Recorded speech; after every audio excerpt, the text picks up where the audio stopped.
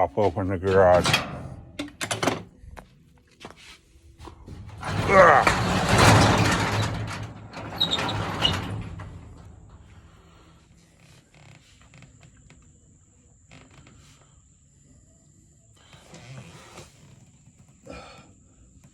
I can see the appeal. Smoking a cigar. It's enjoyable.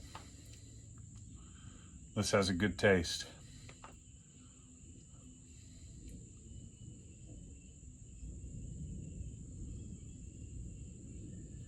Makes me want to think of an argument. Rather than an argument,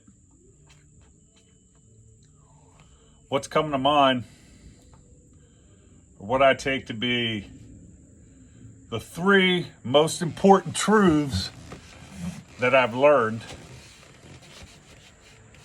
in my 44 years.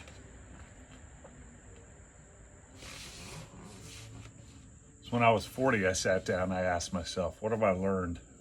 Life's probably in the least half over for me. What really have I taken from it that I can use to go on to this next part of my life? And three things came to mind, and they've stuck with me. I haven't utilized them as much as I should, but they're in my mind, and I want to pass them on to you. First is, for everything that is, there's a way it's supposed to be. There's an ideal. So for every individual and for every kind of thing or member of that kind, there is a way that it's supposed to be. There is an ideal state.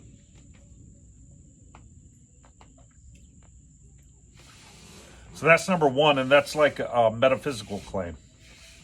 Things are such that for everything that is, there's a way that it's supposed to be. It's a claim about reality. It's an ontological claim.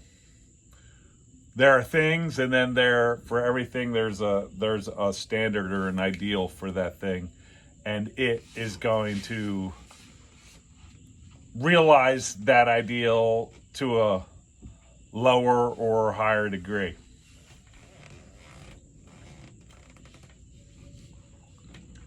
The second is that the best way for anything to be is as it's supposed to be. So the closer to the ideal, the better. So I call that the ethical principle, because that's a value-laden claim. We're talking about the best way something could be, right? And then the last principle form the core of the basis of my philosophy, my particular philosophy, is that you can know the standard, you can know the ideal with your heart. So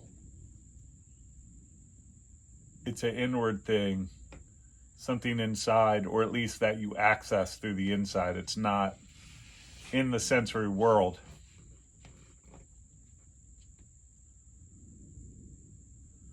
It's something that your mind can access, and then you can use and compare what you see in the sensory world to it. The thing you see with your mind, the standard, the ideal. So you can know where anything stands, including yourself. So what does this mean for us as individuals? So for each individual person, there's an ideal there's a way that that person's supposed to be. And your happiest life is when you realize that in your person. You actually become the ideal, right? That's going to be the best way for you to be. And the best way is going to include the happiest way. Right? And so you got to know how you should be and what you should be doing. That's an inward thing. That's something that you ask God for help to see.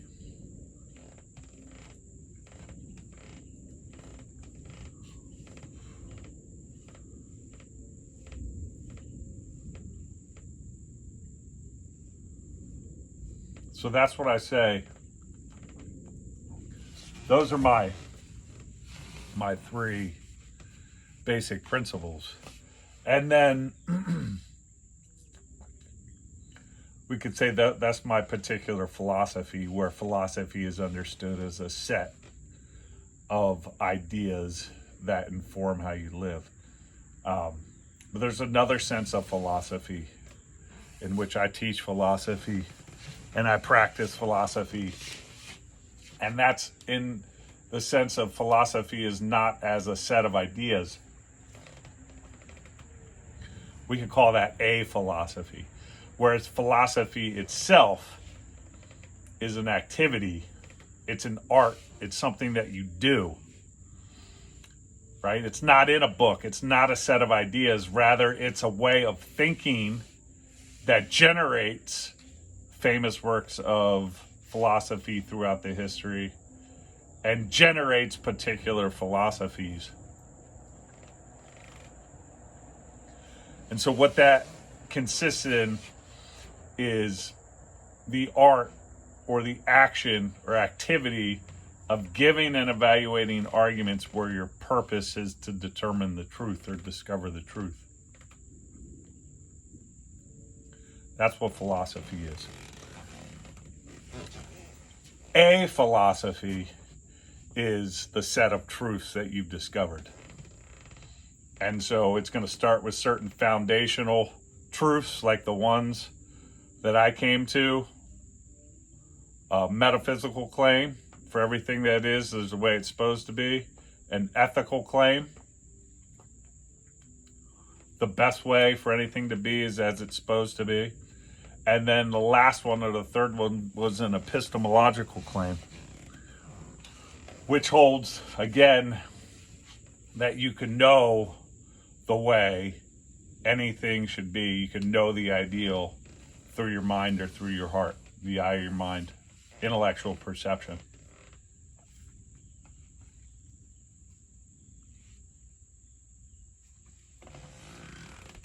And so the trick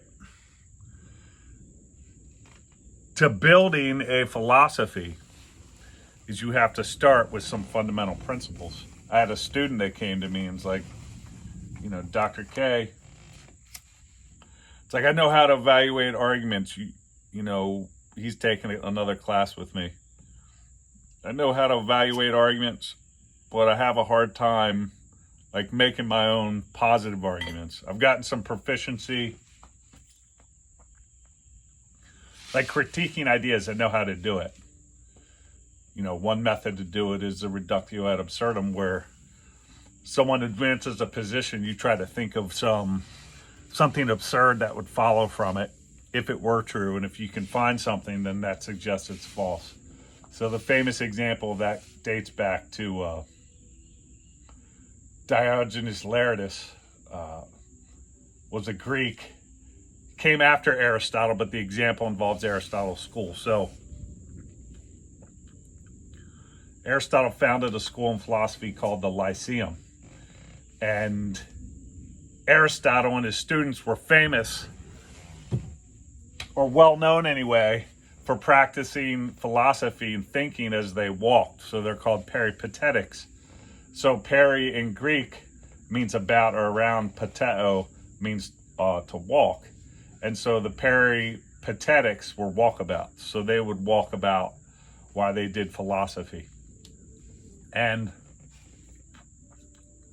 one day, one of Aristotle's young students, group of them actually, were walking around the inner walls of the Lyceum, and they were thinking about what a human being is. They looked around at each other and they said, look, none of us have feathers and we're all bipedal. So perhaps that's what a human being is. It's a featherless biped, right? It would certainly mark us off from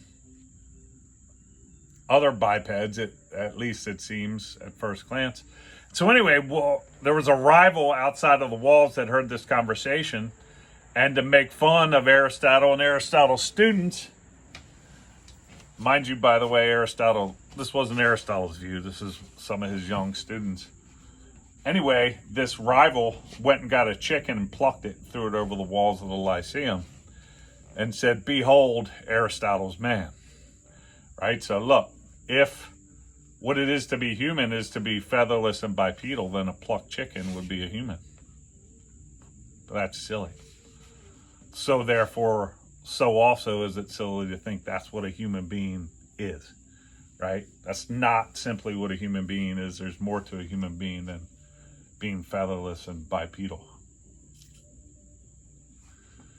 So I had a student to gain proficiency in attacking ideas, showing them false, using reductios.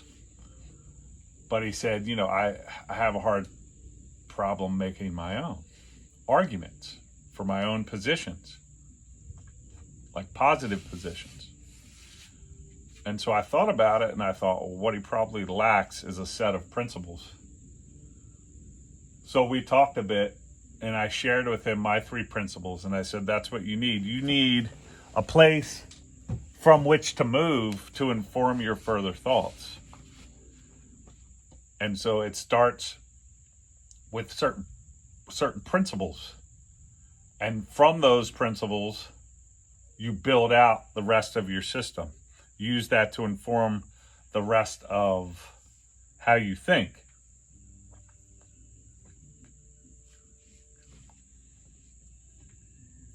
And so he needs to go inside and try to understand what those principles are that are going to be the foundation to his system. And I suggested he get a metaphysical one, an epistemological one, and an ethical one. So a basic statement about how reality is, a statement about how you know it, and a statement about how you should act or be. And then if you have those in place, you can derive further higher order claims from those. Right? So the first step is being able to do that activity to some degree. It's easier to do it negatively, to evaluate arguments rather than give them. And then the next step is to start building your own arguments. But to do that, you need principles. Right? So even before you can get to the next step, you have to have some principles in place. And then you can start growing the system. You can make a philosophy or your particular philosophy as a set of ideas, a bigger set of ideas.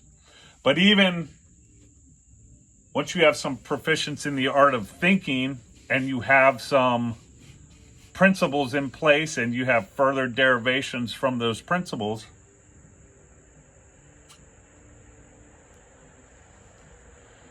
even if you got a big system build up, you're not yet a true philosopher. Right? So we have philosopher, we have philosophy, and we have particular philosophies or a philosophy. So philosophy is an art, it's an activity. It consists in giving and evaluating arguments where your purpose is to find the truth. A philosophy, again, is a set of ideas which you take to express truths and you use to inform your thinking. But even if you have a philosophy and you're proficient in philosophy as an activity, reasoning, you're still not yet a true philosopher. And I don't claim to be a true philosopher. So I'm not saying this as if, I've made it there.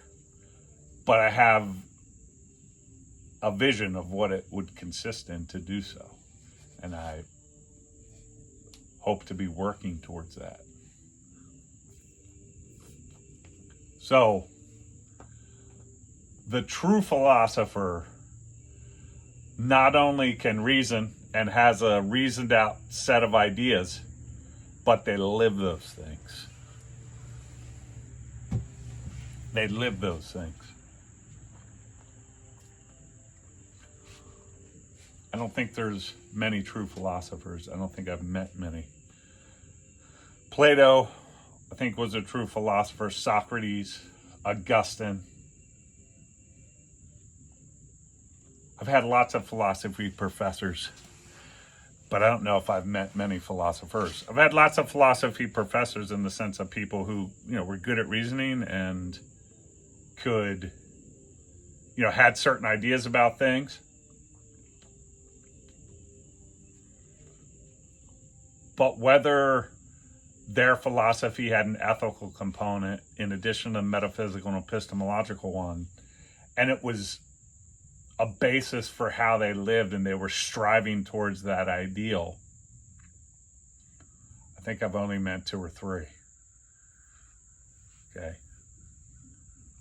Right, so there's levels to philosophy as the art of giving and evaluating your arguments. The first level is kind of a negative thing where you're really good at beating up ideas and critiquing arguments. The second is where you're able to build systems and do like positive construction of a system, grow it. And with respect to a philosophy, the more principles and the more worked out it is, the more developed and the higher level it could be. And at the same time, with respect to philosophers, white belt is you can critique arguments. You know how to do a reductio ad absurdum.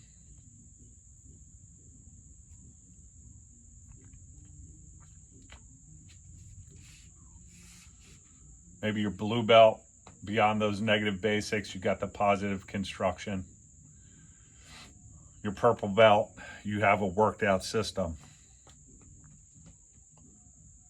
And then your brown belt is where you're striving to bring your actions and your person more in line with your system and closer to the ideal. And the black belt, or the true philosopher, right, is the one who lives their system and the system's true. And then so they are like a little truth in their own being. They're living the truth.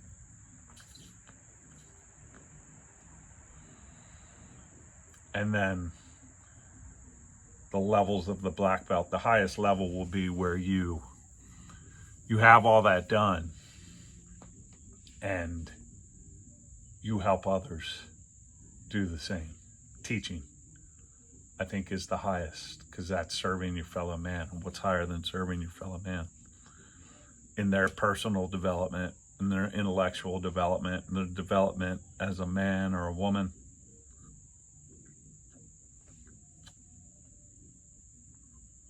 So yeah, that's my view on philosophy, particular philosophies, and philosophers, particularly the true philosopher, which Augustine calls the unconquerable man.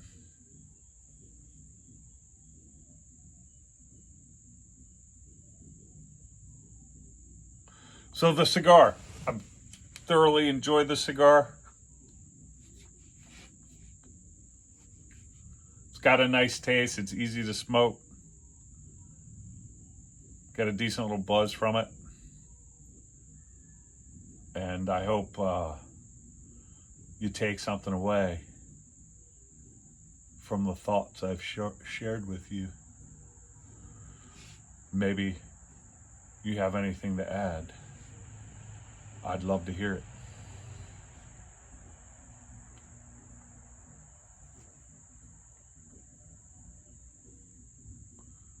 All praise and all glory be to God, be to the true and the good, our Lord Jesus Christ. Amen.